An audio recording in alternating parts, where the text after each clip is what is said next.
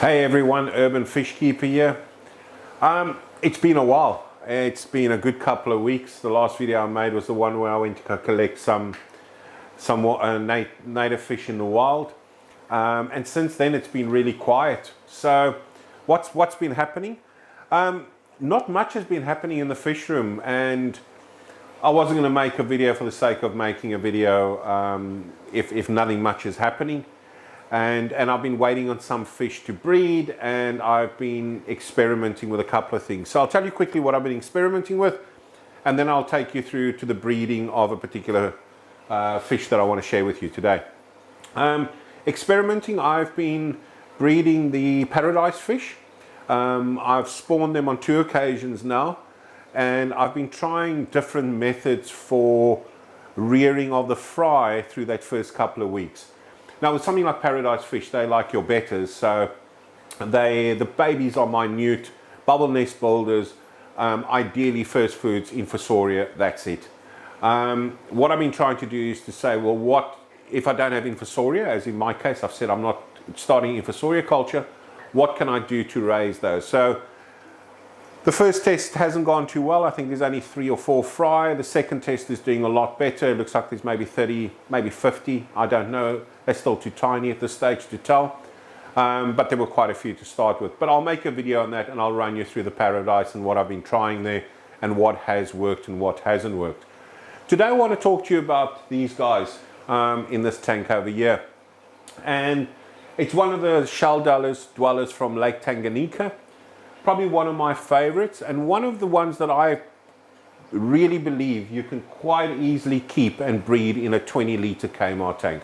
So 20 litres is what, 5 gallons, 4.5, 5 gallons. And a lot of people would, say to me initially, you can't breed them in little tanks. And we've proved that we can breed a lot of stuff in these little tanks. These little shell dwellers, I love them. They've got so much character. They move stuff around in the tank all the time. And once you get them settled and you get them breeding, they breed really well. Now, from a keeping point of view, so the ones that I've got here is Multifasciatus. And from a temperature, they normally like about a 25. You can go as high as 30, but 25, 26, 27 is probably a good range for them. I run these at about 25, 26. And that's, again, it's winter, so temperature drops a bit in the room, but that's more or less where they're running at the moment. For substrate, I really like to use a coral substrate. So if you go to your hobby store where they sell the gravel and stuff for aquariums, and if they sell for marine aquariums, you'll find there's a coral sand that you can buy that is graded, like 1 being very fine, 2 being a little bit more coarse, and then 3 being very coarse. The one that I use is normally a 2/ or a 3, and then I throw a couple of coral pieces in between that as well, just to create a bit of texture in it. It doesn't really matter because they will rearrange everything anyway for you. The reason I like using the coral for the substrate, these guys like a pH of 8 or higher. This tank at the moment is running at a pH of 8.2. It fluctuates between 8.2, 8.3 depending on how often I do water changes. They do appreciate good quality water. The other thing is these little shell dwellers, once they get started and they settled and they're happy with the water conditions, they breed quite easily. The nice thing is you don't have to worry about removing the fry and rearing them separately. You can leave them in there, and they colony breeders, and they will just continue breeding.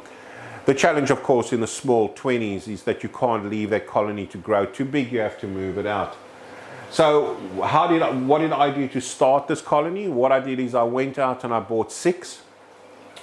I came back and I put all 6 in there, hoping and knowing that I should have a good chance of at least getting 1, maybe 2 males out of there, or 2 females and some males, but the odds were good that I would get a split, or at least get a pair in there.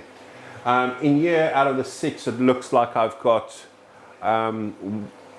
definitely 1 dominant male, 3 females, and the other 2 look like they could be males as well. but there's always two that are jostling for dominance and wanting to breed with the females. The males won't, although they jostle with each other, they don't rip fins apart or do any of those kind of things, even in this 20. And they're doing really well. From a feeding point of view, quite straightforward. They don't need anything special. I do feed them occasionally live, newly hatched brine shrimp. They enjoy eating that, but that's also because of the fry in there. I feed them that as well. Small pellet food, no problem. Protein type flake, you can feed them as well. They love their frozen brine shrimp, so that's what I'm feeding these guys. If you have a look at this video, you can see in this video there is a couple of generations or ages. You'll see there's really tiny ones, then there's ones a little bit bigger, and then there's ones a little bit bigger. So there's probably about 3 generations excuse me, running through this aquarium at the moment. And there's predominantly a breeding happening on the right hand side, and there's some breeding happening on the left hand side of the tank, and then the one in the middle is also breeding, and that's how they seem to have spread it. This tank was absolutely flat. The gravel was flat when I put it in. I threw some PVC pipes in there, and they've actually maneuvered and moved everything around the way they want it to be. The other thing as well is a lot of people say to you, oh, you have to breed them with shells. You can't breed shell dwellers without shells. It just won't work. Now I'm going to say rubbish. That's not true. The reality is I don't breed them with shells, and I prefer not to. If this was a show tank, a nice 4-foot show tank or a 6-foot show tank, and I had a nice colony in there, and I wanted to go for the natural look, and I had some Juliochromis in there from Lake Tanganyika, and maybe some Culvus and a couple other things, then by all means I probably would put shells in there and allow them to have that natural behavior. In a setup like this where I want to breed and I may have to catch out, I don't want to use shells, because as soon as you touch that water or put a net in that tank, you're guaranteed they'll go straight into the shell, and the only way you get them out of there, or even if there's babies in there, is you have to break that shell open. I use PVC pipes, as you could have seen in the video. I cut them down to little lengths. You choose, it doesn't have to be tiny, it can just be little lengths, you know, maybe what, I don't know, what's that, 7 centimeters or 5 to 7 centimeters type of thing, maybe even 10. And all I do is I just put a couple of that in the coral sand, or just push it down or leave it on top. And they use that for breeding, no problem at all. So really, really nice fish to keep, easy to keep. Just consider water quality. You want that to be reasonably good, but in these kind of 20 liters running, the filtration would be running there, no problem at all. Substrate, putting something that is a calcium base or a hard substrate, like a marine, like coral, that will make sure your water's buffered and push your pH up. You want that pH to be around the 8.2 or 8.3 mark, above 8 anyway. Temperature again 25, straightforward. I keep mine at 25, 26, but anywhere in that range, 25 to 30 is fine for them.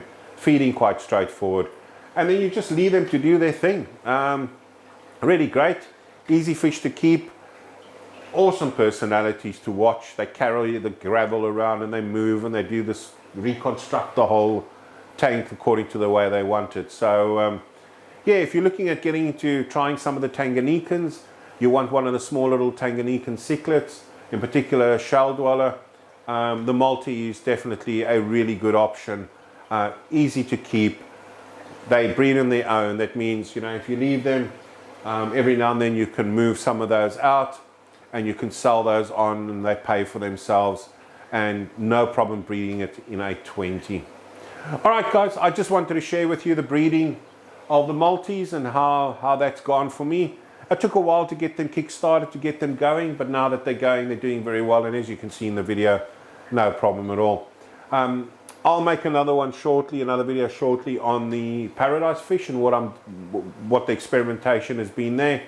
I think by next week I'll be in a position to at least show what's happening in the fry tank, because they'll be big enough for us to see, and I can talk about those. But other than that, that's it. Multis, easy, great fish. Have an awesome weekend further. Have a really good week. Look after yourselves. Be safe. Till the next video, Urban Fish Keeper out.